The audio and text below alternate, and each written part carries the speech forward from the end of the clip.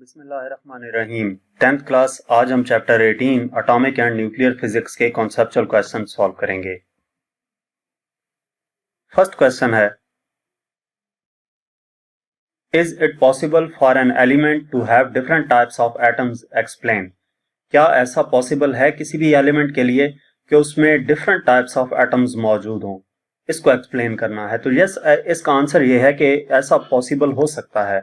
ऐसा इसलिए पॉसिबल है कि हमारे पास जो आइसोटोप्स हैं उनमें ऐसा होता है। आइसोटोप्स क्या होते हैं? आइसोटोप्स में नंबर ऑफ न्यूट्रॉन्स डिफरेंट होते हैं, लेकिन नंबर ऑफ प्रोटॉन्स और इलेक्ट्रॉन्स जो होते हैं वो सेम रहते हैं। तो एटॉमिक नंबर्स सेम रहेंगे, लेकिन न्यूट्रॉन नंबर चेंज हो जाएगा, जिसकी वजह से नया एटम बनेगा। तो हर डिफरेंट एलिमेंट्स हमारे पास ऐसे मौजूद हैं जिनके आइसोटोप्स होते हैं, जिनमें एटॉमिक नंबर सेम रहता है लेकिन नंबर ऑफ न्यूट्रॉन्स चेंज हो जाते हैं। फॉर एग्जांपल, हाइड्रोजन के 3 आइसोटोप्स होते हैं जिनका नाम प्रोटियम, ड्यूट्रियम और ट्रीटियम है। नेक्स्ट हमारे पास क्वेश्चन नंबर 2 है, what nuclear reaction would release more energy, the fission reaction और द फ्यूजन रिएक्शन? एक्सप्लेन। कौन सा न्यूक्लियर रिएक्शन ज्यादा एनर्जी रिलीज करता है? फिजन रिएक्शन ज्यादा एनर्जी रिलीज करता है या फ्यूजन रिएक्शन? इसको एक्सप्लेन करना है। तो फ्यूजन रिएक्शन जो है वो ज्यादा एनर्जी रिलीज करता है फिजन की निस्बत। अगर हम हाइड्रोजन बम की बात करें तो उसमें 2 आइसोटोप्स हाइड्रोजन के, ड्यूट्रियम और ट्रीटियम, वो मिलकर एक न्यूक्लियस बनाते हैं हीलियम का, और साथ ही हमें न्यूट्रॉन हासिल होता है। इस फ्यूजन रिएक्शन में जो एनर्जी रिलीज होती है वो 13.6 mega electron volt of energy है। Energy per nucleon is much greater than in fusion than in fission. तो इस तरीके से हम ये नतीजा अखज़ कर सकते हैं कि जो एनर्जी पर न्यूक्लियन है फ्यूजन में, वो फिजन की निस्बत ज्यादा होती है। In fission large nuclei break apart and create small ones, जबकि फिजन में क्या होता है कि एक बड़ा न्यूक्लियाई तोड़ा जाता है और उसकी मदद से स्मॉल न्यूक्लियाई क्रिएट किए जाते हैं। तो क्वेश्चन ये पूछा गया था कि कौन से न्यूक्लियर रिएक्शन में ज्यादा एनर्जी रिलीज होती है, फिजन रिएक्शन में या फ्यूजन रिएक्शन में? तो फ्यूजन रिएक्शन में ज्यादा एनर्जी रिलीज होती है। फ्यूजन रिएक्शन वो रिएक्शन होता है जिसमें 2 स्मॉलर न्यूक्लियाई को मिलाने से एक हैवियर न्यूक्लियाई हासिल किया जाता है। नेक्स्ट हमारे पास क्वेश्चन नंबर 3 है, Which has more penetrating power, an alpha particle or a gamma ray photon? Alpha particle और गैमा रे की बात की गई है कि उनमें से किसकी पेनिट्रेटिंग पावर ज्यादा होती है। पेनिट्रेटिंग पावर से मुराद ये है कि अगर कोई मटेरियल उसके सामने रखा जाए तो वो उसमें से पार हो सकता है या नहीं। Gamma ray is chargeless and massless photon. जो गैमा रे है, ना तो उस पर चार्ज होता है और ना ही उसका मैस है, तो उसकी पेनिट्रेटिंग पावर ज्यादा होती है अल्फा पार्टिकल की निस्बत। अल्फा पार्टिकल अगर पेपर सामने रखा जाए तो अल्फा पार्टिकल पेपर को भी क्रॉस नहीं कर सकता, जबकि गैमा रेस की बात की जाए तो वो पेपर, एल्यूमिनियम, इवन के लेड तक को भी क्रॉस कर जाती हैं। तो इस वजह से जो पेनिट्रेटिंग पावर है वो गैमा रेस की ज्यादा होगी। नेक्स्ट क्वेश्चन नंबर 4 है, what is the difference between neutral and artificial radio activity? Neutral और नेचुरल और आर्टिफिशियल रेडियो एक्टिविटीज में क्या फर्क है? ठीक है, क्वेश्चन ये पूछा गया है कि नेचुरल और आर्टिफिशियल रेडियो एक्टिविटी में क्या फर्क है। तो इनके दरमियान जो फर्क है वो हम दरमियान में लाइन लगाकर टैबुलर फॉर्म में आपके सामने रखते हैं कि सबसे first point natural radioactivity का क्या है? Emission of radiation due to self disintegration of a nucleus. कोई भी न्यूक्लियस खुद ब खुद डिसइंटीग्रेट कर जाए तो उसको नेचुरल रेडियो एक्टिविटी का नाम देते हैं।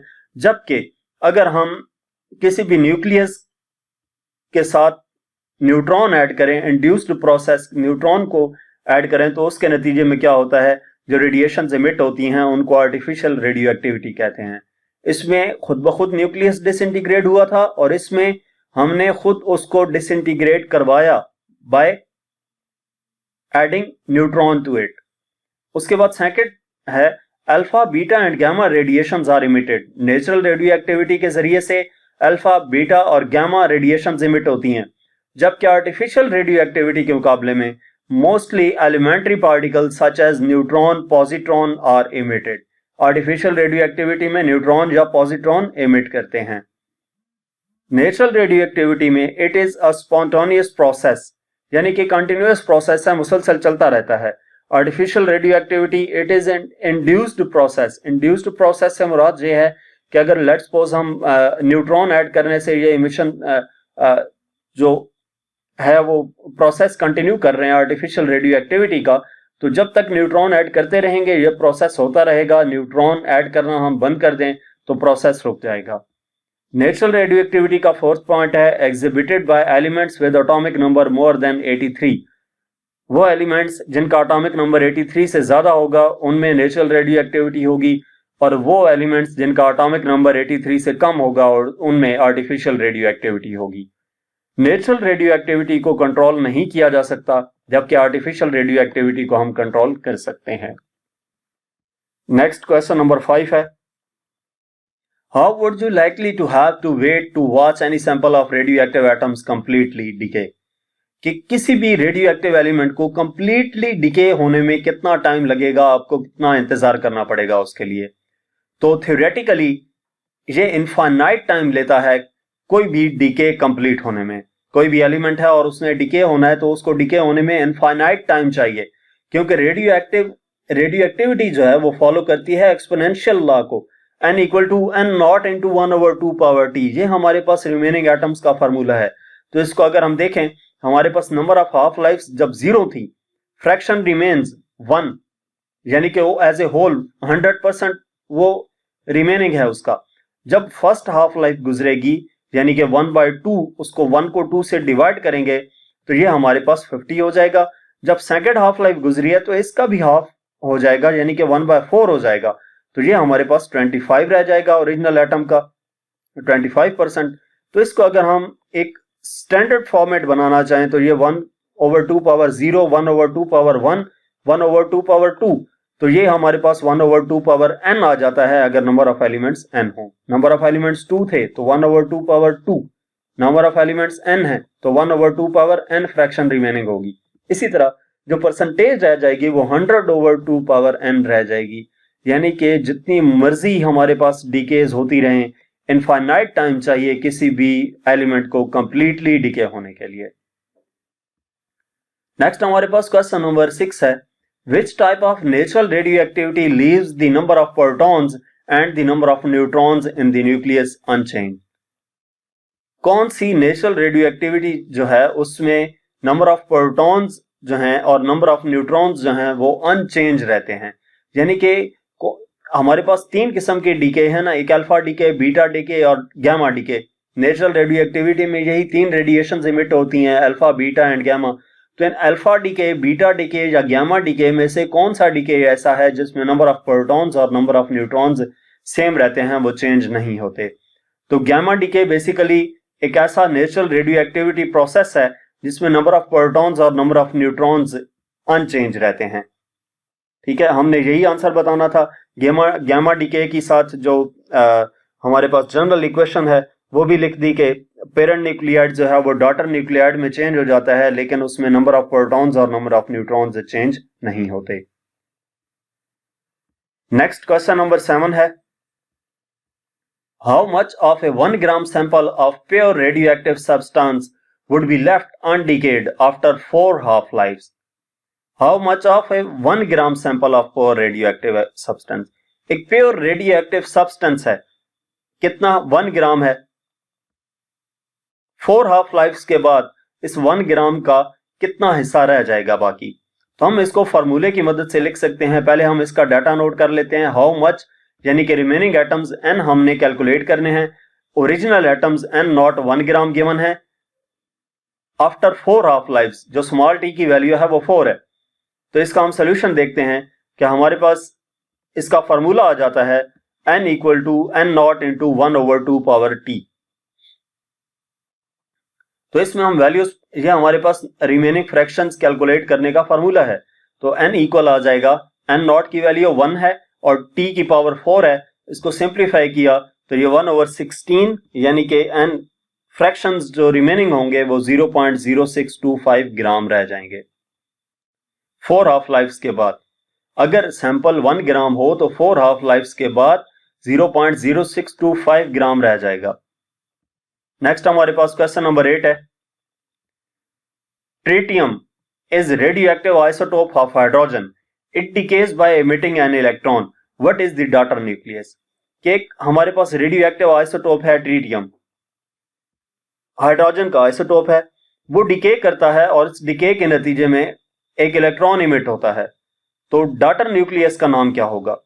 तो बेसिकली हम इलेक्ट्रॉन इमिट होता है किस चीज में, उसने क्या कहा था, it decays emitting an electron. Electron जो है वो इमिट होता है बीटा डिके में। सिर्फ और सिर्फ 3 किस्म के डिके हैं ना, अल्फा, बीटा और गामा। तो इनमें से जो बीटा डिके है उसमें सिर्फ इलेक्ट्रॉन इमिट होता है। तो बीटा डिके की जनरल इक्वेशन हमारे पास ये मौजूद है, atomic number and atomic mass number. अब एटॉमिक नंबर हाइड्रोजन का 1 था और एटॉमिक मास नंबर 3 गिवन है।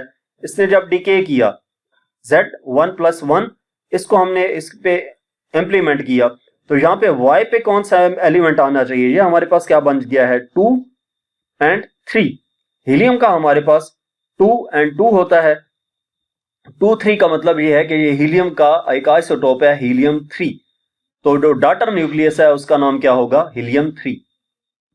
नेक्स्ट हमारे पास लास्ट क्वेश्चन है इस चैप्टर का।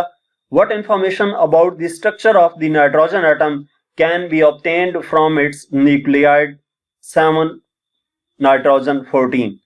In what way atom in 714 is different from the atom in 716? तो इंफॉर्मेशन हमारे पास नाइट्रोजन के स्ट्रक्चर से कैसे हासिल हो सकती है जो 714N लिखा हुआ है? तो बेसिकली हम इसकी बात करें तो इसमें नंबर ऑफ प्रोटॉन्स 7 है, नंबर ऑफ इलेक्ट्रॉन्स और नंबर ऑफ प्रोटॉन्स सेम होते हैं तो इलेक्ट्रॉन्स भी 7 होंगे। नंबर ऑफ न्यूट्रॉन्स जो हैं वो mass number minus atomic number होता है, तो मास नंबर 14 गिवन है और एटॉमिक नंबर ऑफ प्रोटॉन्स होते हैं, तो ये 14 - 7 = 7 आ गया। ये 14 7 की मदद से हमने इंफॉर्मेशन निकाली और इसकी मदद से अगर हम इसका स्ट्रक्चर भी देखें तो इसमें भी जो आउटर मोस्ट शेल है इसमें फर्स्ट शेल में 2 इलेक्ट्रॉन्स और सेकंड शेल में 7 इलेक्ट्रॉन्स आ जाएंगे, क्योंकि टोटल कितने हैं, 5 आ जाएंगे, क्योंकि टोटल हमारे पास 7 है। नंबर ऑफ इलेक्ट्रॉन्स कितने हैं, equal to number of protons 7 है। तो फर्स्ट ऑर्बिट में 2 इलेक्ट्रॉन्स और सेकंड ऑर्बिट में 5 इलेक्ट्रॉन्स आ गया, इसके जरिए से 7 इलेक्ट्रॉन्स कंप्लीट हो गए। अब इन्होंने ये कहा था कि ये 7N714 जो है वो N716 से कैसे डिफरेंट है। तो N716 के अगर हम लिखें प्रोटॉन्स, इलेक्ट्रॉन्स और न्यूट्रॉन्स की तादाद, तो इसमें हम ये देखते हैं कि नंबर ऑफ न्यूट्रॉन्स चेंज हो जाते हैं। नंबर ऑफ प्रोटॉन्स और नंबर ऑफ इलेक्ट्रॉन्स तो दोनों में सेम रहे, लेकिन नंबर ऑफ न्यूट्रॉन्स चेंज हो गए हैं। N714 में 7 न्यूट्रॉन्स थे और N716 में 9 न्यूट्रॉन्स आ गए।